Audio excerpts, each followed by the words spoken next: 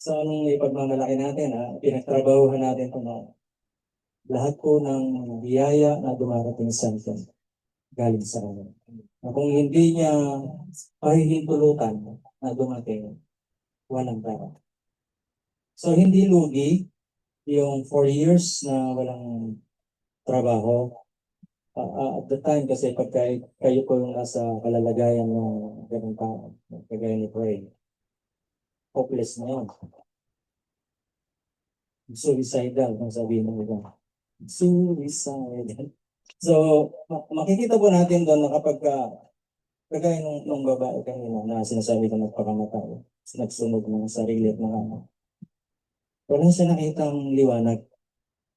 Wala siya nakitang hope, yung binabanggit nyo kanina, yung pag-asa. Ang isang magandang balita, sabi ko ng Bible, si Jesus yung pag-asa. Hindi politiko, hindi presidente. Ang isang bayan ay bumabagsak kapag baluktot yung namumuno. Pero ang isang anak ng Diyos hindi dapat madamay doon. Kasi ang sabi ko ng Bible, we are ambassador of Christ for Christ. Ang isang ambassador, sabi ko ng marami, kahit mahirap yung lugar na pagdadalan sa iyo.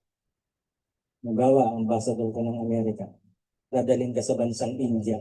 Ang India po ang isa sa pinaka mahirap na lugar sa mundo. Yan may mga kakilala ko akong napunta ron. Yung mga anak nila napunta ron. Sabi nila, mas mapalad pa daw ang Pilipinas kasi di hamak na mas mayaman ang Pilipinas kaysa sa India. Ngayon, kung kayo po yung ambassador na dadalhin ko, dahil kumakalat ko yung kahirapan, alam niyo po bang bilang ambassador, hindi ka maapektuhan ng kahirapan doon. Why? Kasi ang nagsusupply sa iyo yung bansa mo, hindi sila. Amen. Kaya kung mayaman yung bansang nagpadala sa iyo doon, kahit lubog sa kahirapan yung pagdadalan sa iyo, hindi ka madadamay. Kasi ambassador ka ng yung pinanggalingan. Ngayon ang sabi ng Bible, we are ambassador of Christ. Si Kristo ang nagsugo sa atin. Therefore, naniniwala tayo na sa langit walang gutom. Walang kahirapan. So kaya niyang i-provide ngayon yung pangangailangan natin kahit nasa sitwasyon tayong taggutom, taghirap. Dahil sa panahong akala mo wala ng hope, mas maraming hope na ng kay Jesus. Dahil siya po yung source ng lahat na. Amen. Kaya yung nawala ng 4 years, ibinalik ng Diyos sobra-sobra within the span of maliit lang na panahon. Ilang buwan lang ating kapito. 6 na buwan, imagine. Ninakawan ka ni Satanas ng 4 na taon, pero ibinalik ng Diyos ng sobra-sobra within 6 months. Ganun ka-faithful si Lord. Yun yung Jesus po na ibinabalita namin sa inyo, hindi po religion.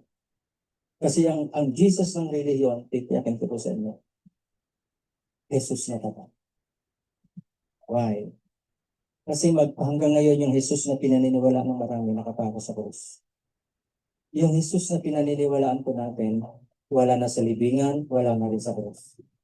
An empty tomb and an empty cross. Bakit? Kasi nabuhay siya maguli. Dahil kung mananatili kung siyang patay, hindi niya tayo ngayon i-bless. Patay din siya. Dahil nabuhay siyang maguli, siyang patotoo na merong kayang gawin ng Diyos sa langit. Dahil may ginawa na siya kay Jesus at kung ano yung ginawa niya sa Jesus, yun din yung gagawin niya sa akin. Amen. Kaya mabuti po ang ating Diyos. So, nagpapasalamat po tayo sa mga ginagawa ng Diyos ngayon. Ngayon nyo lang po ito na actually meron siyang ginagawa noon. Hindi nyo lang na appreciate. Amen. So, yung pag-asa nyo nilagay nyo sa waiting. Bakit po? Nanalo ba kayo ng million? Nanalo po kami daw. Million? Hindi naman po bilhin. Tautan. Dapat ano na lang. Nagturo ka. Yan, gusto kong ipakita doon. Tayo kasi as human, gumagawa tayo ng sarili nating paraan. Gumagawa tayo ng paraan, lalo na pag nagigipit tayo. Ang taong nagigipit sa Bombay kumakapit. Opo, ganun. Diba? So, paraan natin yan eh. Ngayon, kung makikilala natin itong Jesus na buhay, bago ka gumawa ng paraan mo, hindi tayo. Lord, open my eyes. Ilid mo ako doon sa lugar na dapat kong patahan, sa tao na dapat kong patahan. Hindi po ba, pag gano'n ang prayer nyo, kadalasan, hindi kayo dinadala ng Diyos sa tamang tao. Yung tao ang dinadala niya sa inyo para dalhin yung blessing ni Lord. Wow. Ganun ka hindi magmahalan ka. So, walang logi sa kanya. So, ibinabalik yung nawawala na ninanakaw ng kaaway ay binabalik ng Panginoon. Hindi lugi. At papasalamat po tayo sa Panginoon, tinanggap tayo ng Corpus Family. Nagpipray po kami noon nila Father Bong, although hindi kami nagsasama-sama, si Ate Bubot, pray kami. Hindi namin alam kung saan kami sisimula. Actually, pinupus nila ako sa bayan talaga. Sa bayan ng Gimba. Sabi ko, wala tayong kilala sa bayan ng Gimba. Saan tayo magsisimula? Sabi ko sa kanila, isang tao lang. Isang tao lang. Na mayroong magbukas ng puso sa Panginoon. Doon gagawa ang gusto. Kaya ang ginawa niya, hindi isang tao, isang pamilya. Yung binuksan. Madami na yan. Sisimula yan sa mag-anak. Ang maganda ganito, binuksan niyo yung pintuan niyan. Actually, may nakita na akong pakitain dito. Binuksan yung pintuan niya, yung sumunod na linggo, sabi ko. Yung mga kama-kama dito. Tama ka. Nang tinitignan ko po siya sa nila. Ito, kampilang pa namin. Magandang Bible study place to. Kasi kami po kadalasan minsan sa Maynila, sa Cavite. Simula kami garahe lang. Yan nyo binuksan nyo yung pintuan ngayon, ito na nakabukas. Susunod yung kadernan siguro. Ngayon, eto, may binubuksan na Diyos. Kasi dito si Greg Jomar ngayon, may magandang balita. Who knows? Di natin alam. Yung lote doon, baka yun yung tinalaga ni Lord para doon. 1,200 square meters? Wow. Kaya doon tayo dinadala ng antibukot sa kanila. Wow. Doon, may pakiramdam yung dalawa mo. So, ito yung ako, kasi natigugot. Kaya, pasalamat po natin sis kasi inu-connect ng Lord yung mga tao at yung mga lugar na gusto niyang pagpalaan. Actually, ang purpose ng Diyos doon, di ba, itayo yung religion ng Lord. Ang purpose ni Lord doon, ibahagi sa iyo yung blessing. Actually, ang blessing ko, andyan lang yan. Panaharang lang sa tanas. Ngayon, nagkakaroon lang ng pagbaba ng blessing once ang tao nagkaroon ng tamang koneksyon sa Panginoon. Pag tama yung koneksyon, kita niyo, mas mabilis dumaloy. Tama ko yan, Rick? Pag wala kang koneksyon sa tagalista, zero ka. Kahit may pangalan ka, lalagpasan ka ng tagabigay. Di ba? Nagkapasan kami, pero ibang bako. Pareho tayo. Nagpamigayan daw ng 5,000 din sa amin, last ano, pero meron ka ba? Sabi ko, wala. Wala si Lord, nagbigay sa amin, hindi political. So, we put our hope in God. Ang pag-asa natin ay ilatag natin sa Panginoon, hindi sa kahit kanina pa. Amen? So, I believe, ati-gati, mas malaki ang kayang ibigay ni Lord kaysa sa waiting. And, Diba? Hindi niya, 300 araw-araw. Ang pero sarap ng, ibang buwan na akong dinagtatay. sarap ng paklit na. Limang buwan na, Ibang buwan na dahil nga binabawal ako. Opo. Eh, sinunod ko naman to. So, mabuti. Savings. Malamang yung savings ko. Hindi, 300 isang araw. 3,000 naman. 3,000. Di ba? 3,000 naman. 9,000. O plus, 9,000 ta 3,000 natin 300. Oo nga. 9,000 ang 9,000 naman times 5. Pabili na sana ng ano nun. Mayo. Check lang namin tayo, doon nang nilagay ko. Tayo sa bago. Kaya 100 yung may tanga kapilitan. Palagi. So, Nanalo naman po kayo. Susubukan po kasi nanalo. so meron pa? Pero, Meron pa magsishare? Si Ate Kat. Meron? Anong pihit na eh, parang may gusto kong labas eh. Hindi, labas na yan, baka sa iba lumabas. Kasi, parang connected ko connected mo naman nangyayari. oo, Kay, ano po, kay Beck, linggo po. Nag-pray over po siya para sa, ano na, sa kaligtasan. Bumalaw ko kaagad. After niya umuwi, yun po, nagkasunog. Nasave siya. Kasi po, delikado po din sa kanya eh. Ano po, kahoy, mabilis lang po. Ang bilis po gumalaw. Ang bilis po gumalaw. Tapos, yung kay mami po, yung sinare po niya dito, na, kapit ba? Well, na ano naman po dito na, yun, sagutan. Mas mas na palawak pa po doon sa Victor. Parang connected po lahat yan. Ganun. Opo. Tapos, yung nga po, sabi po natin last time, about sa right time. Sakto po yung pagkadating na Adeline, hindi po nakasama si Daddy sa paligid. Ditong week po may dumating na ano eh. kaso ng mga kapatid niya. Buti dumating si Greg, hindi nakasama si Daddy doon. Usually po nakakasama po si Daddy. Kahit na wala po siyang ginagawa na eksama sa Ay, ay sasama sa kaso. right timing po talaga. Talaga, pagkaganda yung tayo. Nagkakaroon na siya.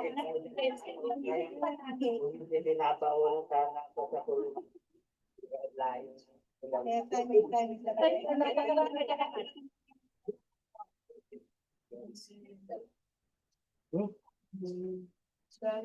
Kita nyo? So,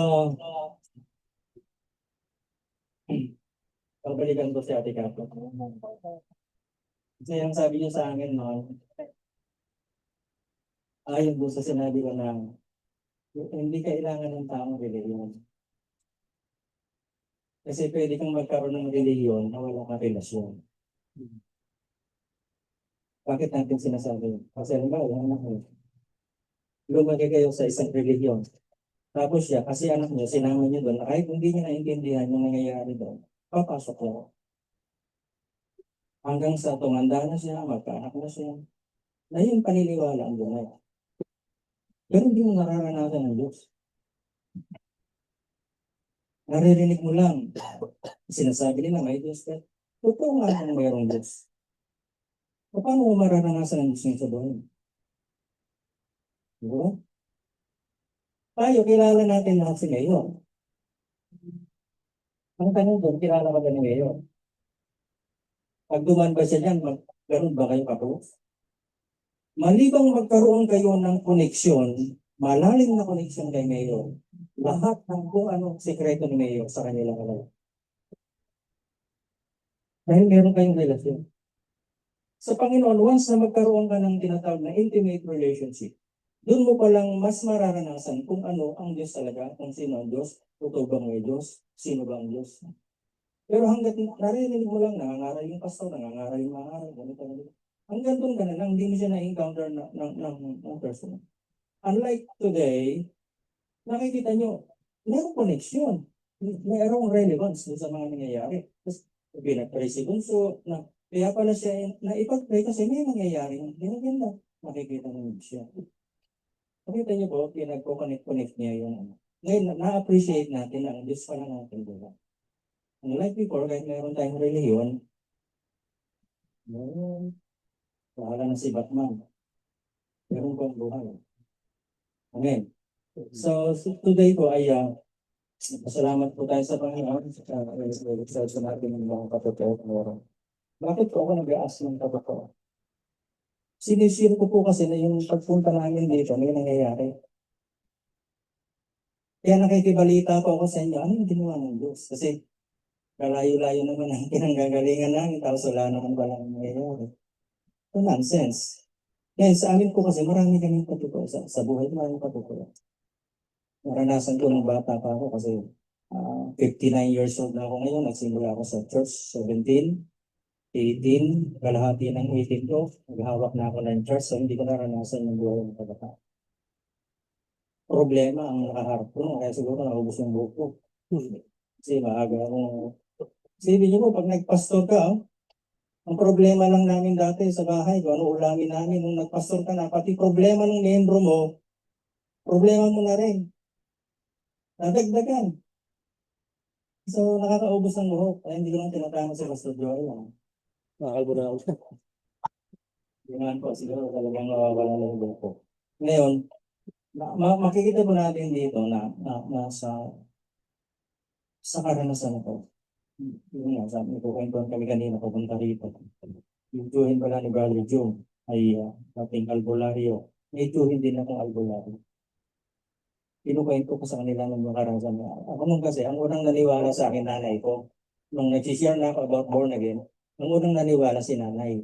Kasi from being a Catholic, kasi si nanay ko, presidente po siya ng Legion of Mary doon sa aming lugar. Almost yung church ko doon, halos kami din yung nag-contribute doon para matayo yata. Tapos nung nakita po namin sa Bible, ganito yun, nagbabasa po ako ng Bible. Pinishare ko kayo naman. Siyempre, hindi ako maniniwala agad yan kasi anak ka lang, nag-share ka sa nalang, hindi ako maniniwala. Yan, dumating na ako ng panahon na na-open na kami sa Bible, na ang tao pala kailangan mo-born again. Yung nanay ko, minsan, kami yun. Gabi yun eh, ang anak. Kasi ang tayo po kasi naniniwala tayo, pag nag-pray tayo sa may sakit, hindi naman tayo manggagamot, pero yung may sakit gagaling. Sa pamamagitan ng kanyang paniniwala rin, hindi yung pangyayari wala tayong kapangyarihan na po, kahit anong gawin mo dyan, hindi gagaling yan. So, ang nagpapagaling po doon ay yung faith. Yung faith ng tao at yung faith din nung nagpipray. Ngayon, nakita po kasi namin nung kapag yung pastor namin noon yun na unang nagpastor sa amin, nag-pray sa mga sakit. Nabuhan kami. Yung siyempre, sa kasama ka, no, siyempre, gawin ko rin yung ginagawa ni pastor. So, isang hating, hindi naman hating gabi, alas 8 siguro ng gabi, naghihingalo yung baboy ni nanay. Sabi niya, anak, pag-pray mo nga. Wala na, nakaganon na yung banat. Kaya nagano lang sa, yung hinahawakan ko, ayaw nang ginaganon mo. May mailat po yung baboy na yun. Hindi mo pwedeng hawakan yun, nung malakas.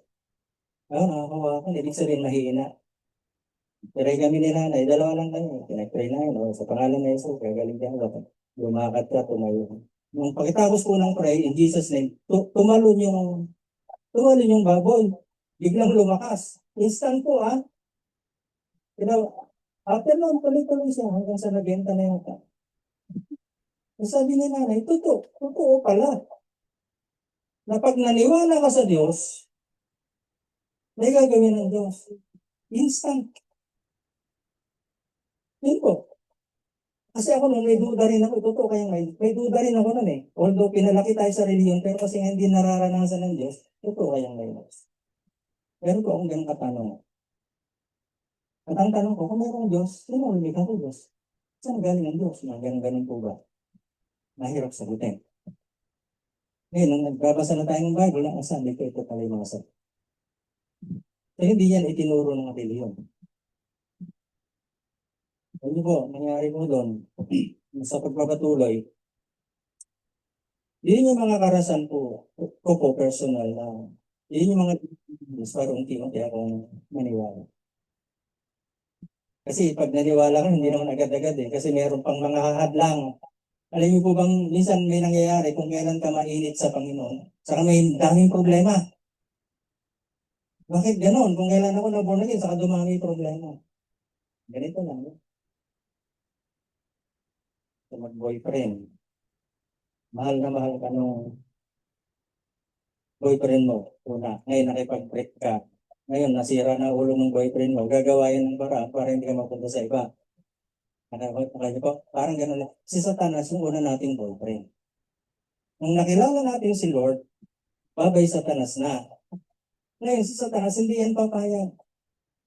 Na basta ka na lang mapunta ng langit. Gagawa yun ng paraan para maglang. Pero mabuting balita ko doon, nagtagumpay na ang Diyos sa kanya. Ang gagawin niya, nambablock na lang yung kunwari na lang kung may dumating. Basta tuloy ka lang sa Panginoon, no? Manalangin, tuloy lang sa Panginoon at ang Diyos gagawa siya na. Si Pray, alam ko naranasan mo. I believe nung una niyang makilala ang Panginoon, may mga problemang dumating. Pero hindi siya nag-give up, diretso lang siya, patuloy niyang sinisearch sa Bible, patuloy siyang nakikinig, nag-aaral kung mayroong Bible study. Kung totoo talagang meron. Sa ating ngayon, ang katotohanan niya na mayroong Panginoon. Live siya live. Ayan. Hello, Ate Pearl. Commercial pa. Okay, so magsimula po tayo. Simulan po natin dito. Ano ba sa John chapter 3, verse 3. Okay, simulan natin sa verse 1. Sabi po doon sa wikang sa English translation po, King James, there was a man of the Pharisees named Nicodemus, a ruler of the Jews. The same came to Jesus by night and said unto him, Rabbi, we know that thou art a teacher come from God, for no man can do these miracles that thou doest except God be with him. Yan. May isang lalaki daw po na nagngangalang Nicodemo mula sa mga Parisiyo. Ang mga Parisiyo po, ito po yung mga magagaling sa kasulatan ng araw. Sila yung mga nag-aral patungkol sa Diyos. Ngayon sa bansang Israel, sa mga Hudyo, meron doon isang teacher of the law. Ang pangalan niya ay Nicodemus. Ano po? Sabi ko dyan, guro o pinuno ng mga Hudyo. Isang gabi, sabi ko sa kanya, sabi ko ng salita ay lumapit siya kay Jesus at sinabi, Rabbi. Ang ibig kong sabihin ng Rabbi ay teacher ng mga Hudyo. No, Rabbi o guro. Sabi niya, nalalaman namin ikaw ay isang guro na nagbubuhat sapagkat walang makakagawa ng mga tanda na iyong ginagawa maliban na kung sumasa kaniya ang Diyos. So, ang isang palatandaan po nila noon kapag ikaw ay nasa Diyos, yung gumagawa. Pero sa panahon po natin ngayon, medyo tawag dito. Delikado. Yung itang kasi maraming tao din ngayon ang gumagawa ng hiwala pero hindi galing sa Diyos. Pero bumubuhay tayo dyan. Pero siguro ba tayo galing? So, sa mga Kapag pagkikita po natin, pag-usapan ng pagkikinis na lalim ng pinagawa pa itong pangalan. Ibig sabihin, so sa kanila ba, nakita nakita nila nila ay buhay ng kapatid, nagpatihin ang bulag, TV, pagkagaling niya, ang grupo, nalala, at isang mga ay tinaaga sa nivel 12 years. Nagdurugo. Nakuha natin ito ay lalagin sa ministry. So sa mga babae ko, Hindi na kung dudubuin ka ng isang buwan tuloy-tuloy sa tingin mo nangyayari sa kanila. Siguro kung dati kang sabi, parang tinulsa ng spirit. Pero hindi tayo ito sa ayun, lahat sabi ng kwento, lahat ng doktor, lahat ng evaluation, pero worship, yung kanyang kalagayan. Mayroon siguro na ang ginawa niya, na siguro pagkakalansay niya, nakipagsiksikan siya, siyang ang mind niya, tapos yung mga hito lang yung laylayan. Kagaling. Laylayan lang.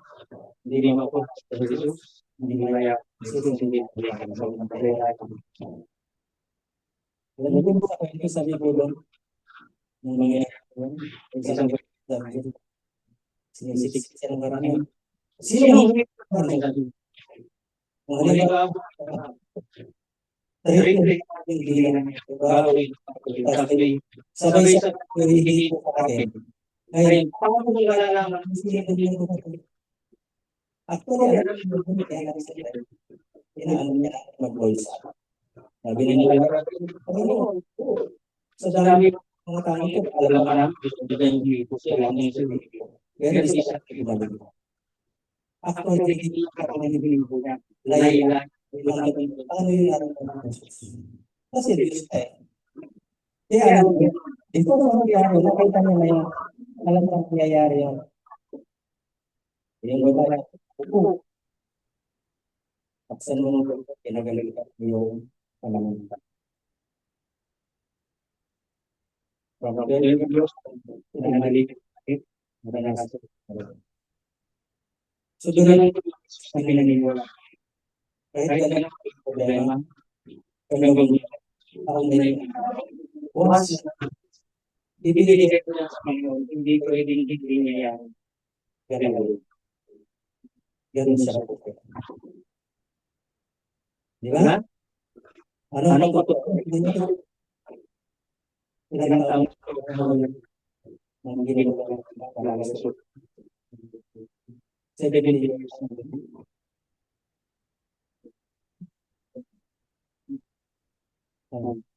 Yung last nangyari pa hindi pa mo.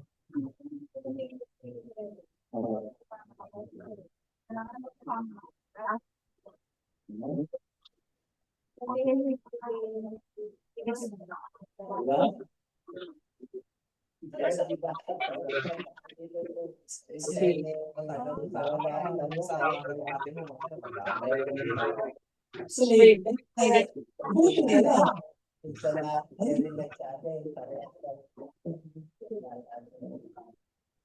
Kaya, yun yung galaw yung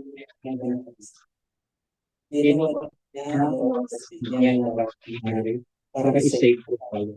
Minsan mapapalagay kong gulo ng sasakyan mo. Inahayag ko. Ang gumagawa, nasa lahat ang gusto mo. Bakit? Silang pala ko may nagbabaila, may nagbabaila ko. Ngayon, dinitay ko ang tinilord. Doon sa nagulong. Doon sa nagulong sa sakyan. May nalagay ko. Pero hindi ko sa mga. Hindi nyo ilalagay. May rason. Amen. Ngayon, sabi nito, sumagot sa Jesus sa Jesus anak ko sa lalaki, verily, I say unto thee, except a man be born again, he cannot see the kingdom of God. Sabi ko nito, sabi ko kay mo, sabi niya, alam namin ito pag-galing kasi sa Diyos, kasi wala mga kapagawa ng kundi Diyos. Parang dapat ang sabihin sa mga sinabi ko niya, sumagot sa amin sinabi, katotohanan ko sa iyo, maliban ang tangoy ng muli, hindi siya makakita ng kaharian. Balikan naman sa dalili ito, Nicodemo, naniniwala kami na ikaw galing ka doon sa kaharian ng Diyos, actually yun sa Diyos.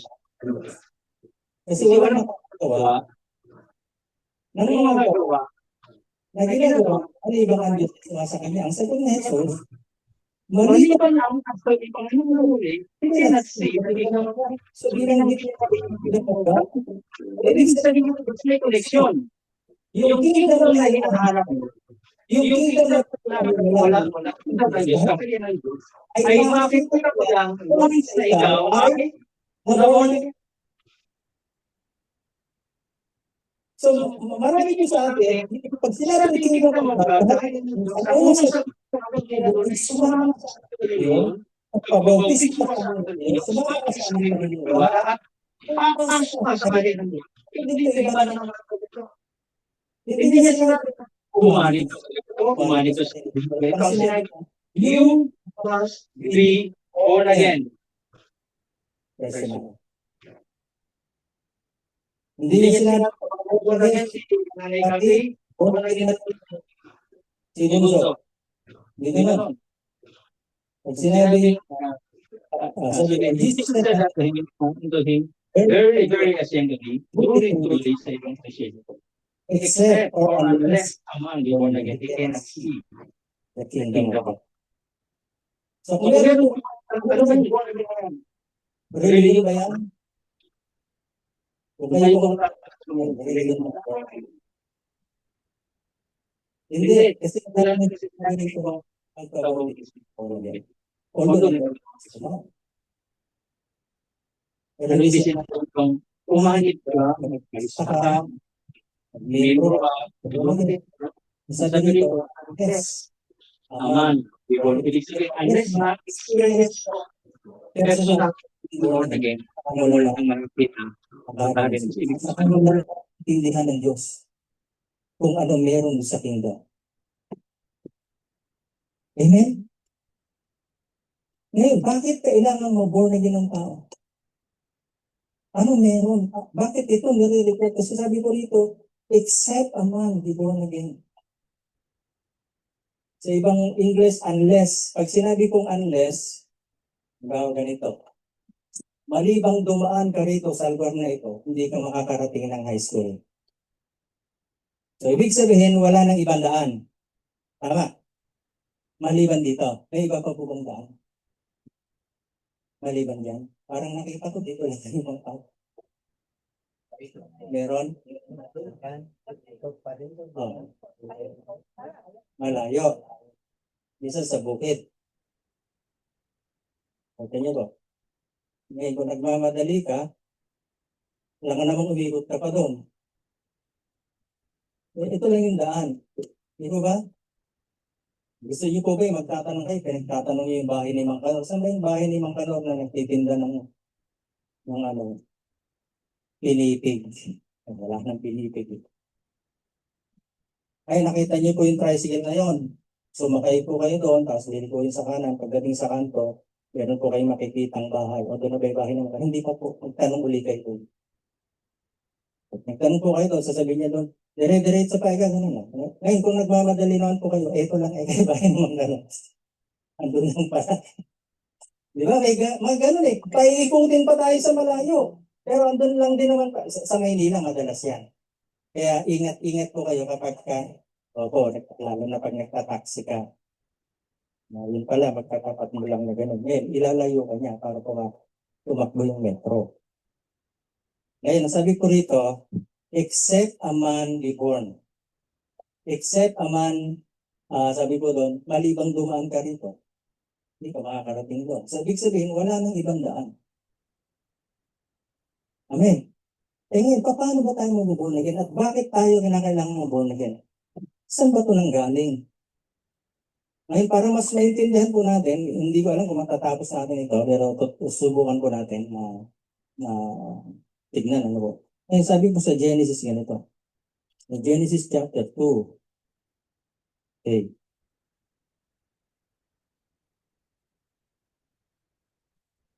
Nung likhain ng Diyos ang tao, sabi ko ba?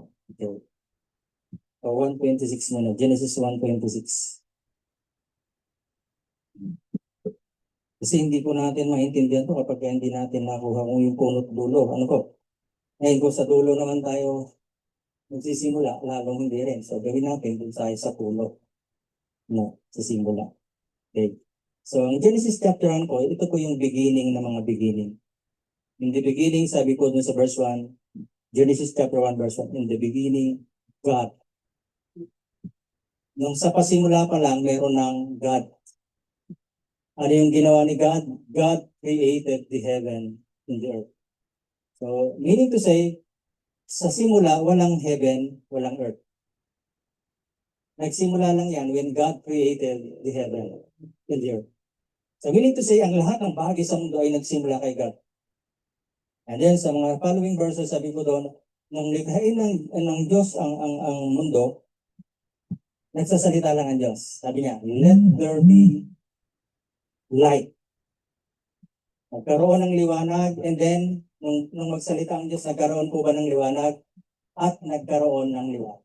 Magkaroon ng dagat, lahat-lahat yan, ng bundok, ng lupain, ng isda, ng ibon, ng hayop. Once na sinabi ni Lord, nangyayari. Pero, Pagdating sa tao, iba ang ginawa ng Diyos. Ano po?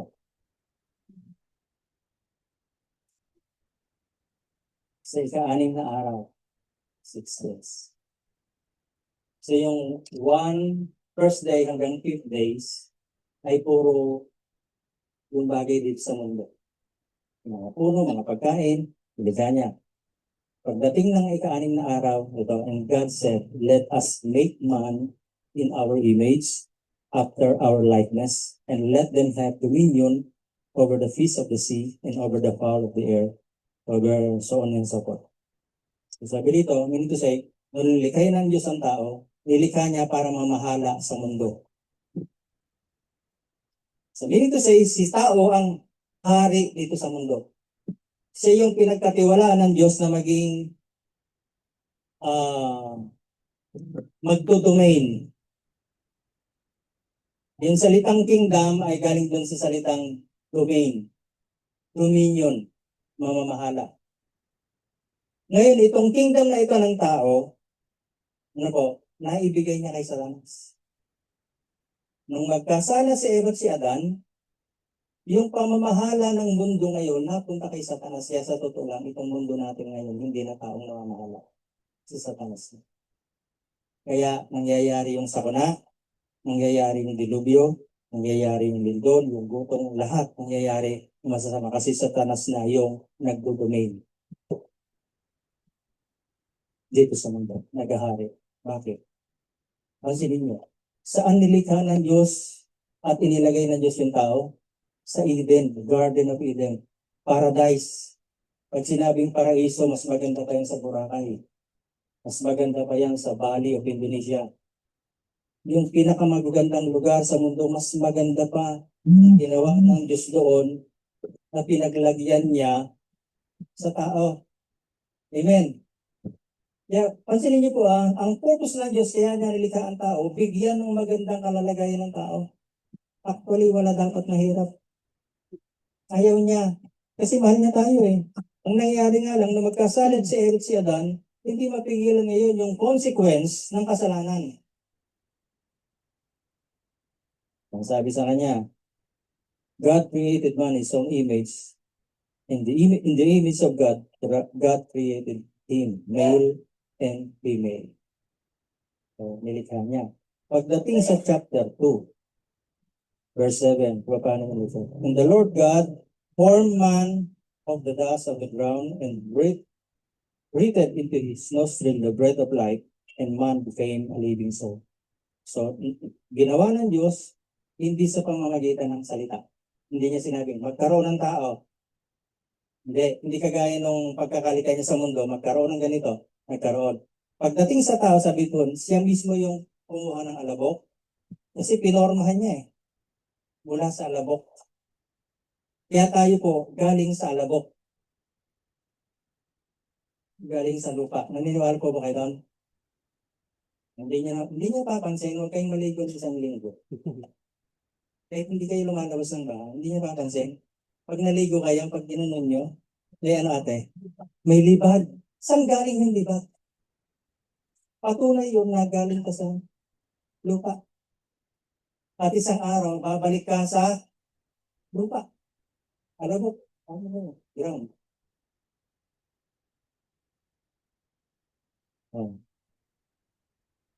Nung hingahan ng Diyos, sabi po dito, nang hininga ng buhay, breath of life, ang tao ay naging kaluluwang may buhay. Became a living soul. So, yan niyo po ito yung galing sa alabok, katawan. Kurutin mo nga yung katawan. Yung malakas. Tingnan natin kung aaray. Kita niya? Masakit.